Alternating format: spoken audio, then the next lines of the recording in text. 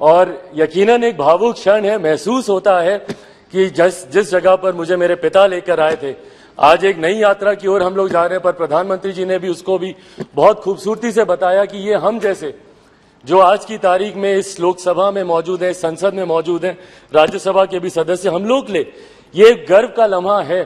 पुरानी संसद में पिता के साथ की यादों को याद कर भावुक हुए चिराग। कहा, इतिहास की कई सुनहरी यादों के साथ पुरानी संसद से विदाई लेना एक भावुक पल है। जब 2014 में पहली बार मैं संसद सदस्य बनकर आया था तो मेरे नेता मेरे पिता ने हाथ पकड़कर संसद का परिचय कराया था।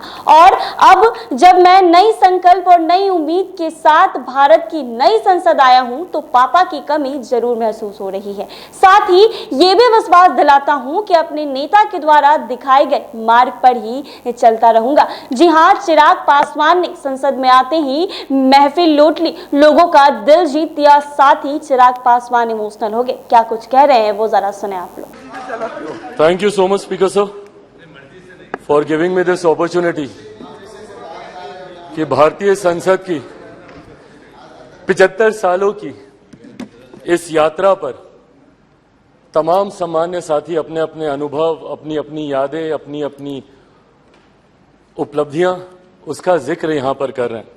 मुझे लगता है सर, एक दिन कुछ घंटे इन 75 सालों की यात्रा को समअप करके बताने के लिए बहुत कम है। पर मैं बधाई दूंगा जिस तरीके से आज हमारे प्रधानमंत्री आदरणीय नरेंद्र मोदी जी ने इतने कम समय में इतने खूबसूरत शब्दों के साथ जिस तरीके से इस 75 साल की यात्रा के बारे में उन्होंने पूरा बखान किया, जहां हमारे देश के प्रधानमंत्रियों के योगदान से लेकर इस संसद को चलाने में छोटे से छोटे कर्मचारी के योगदान तक की उन्होंने सराहना की, उनको भी उन्होंने सम्मान देने का काम किया। मीडिया के हमारे साथियों का भी उन्होंने जिक्र किया। यकीनन कई ऐसी यादें सर इन 75 सालों में रही हैं। सेकेंड टाइमर मेंबर पार्लियामेंट हूं, युवा सांसद हूं, कंपैरेटिवली संभवतः मेरा अनुभव बाकियों से कुछ कम होगा, पर 9 साल का मेरा भी अपना अनुभव है। पर इन 9 सालों से ज्यादा सर मेरा अनुभव मेरे नेता, मेरे पिता आदरणीय रामविलास पासवान जी की वजह से रहा। बचपन से जब से होश संभाला, उनके माध्यम से इस संसद की कार्यप्रणाली को समझा, इस संसद की कार्य शैली को समझा, और जब पहली बार इस लोकसभा में आया तो उन्हीं का ही हाथ पकड़ कर आया।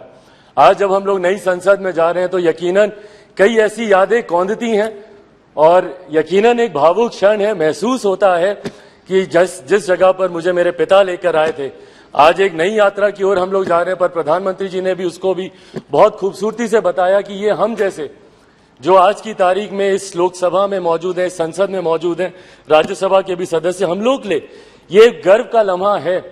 जहां एक तरफ हम लोग इतिहास के भी हम लोग साक्षी रहे हैं, वहीं एक नई ऊर्जा के साथ भविष्य की भी ओर हम लोग जा रहे हैं। तो कड़ी बनने का सौभाग्य हम लोग को मिला इतिहास और भविष्य के बीच, जो यकीनन मौजूद यहाँ पे तमाम सांसदों के लिए एक गर्व की अनुभूति कराता है।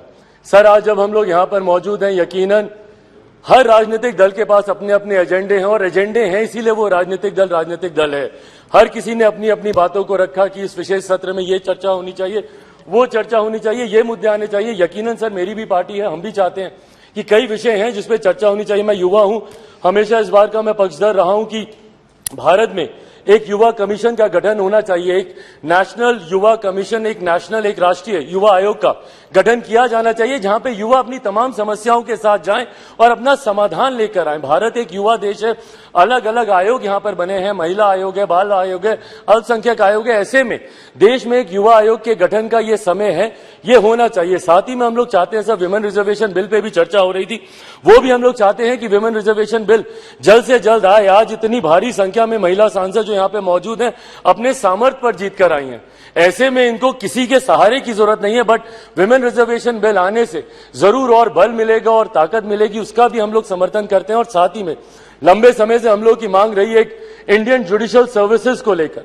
हम लोग चाहते हैं कि एक जुडिशियल सर्विसेज का गठन हो, ताकि समाज के वंचित वर्ग से आने वाले लोग उस स्थान पर पहुंचे जहां से वो न्याय दिलाने की प्रक्रिया का वो हिस्सा बन सके, ताकि उनके साथ जो अभी तक भी रहकर भेदभाव या अन्याय होता है उसको दूर किया जा सके। पर इन तमाम विषयों को अलग अलग मंचों पे हम लोगों ने रखा है सर, ऑल पार्टी मीटिंग होती है वहां पर भी, पर हम लोग सिर्फ इन एंटीसिपेशन की क्या होगा, कहीं ना कहीं इस लम्हे की खूबसूरती को हम लोग खो रहे हैं।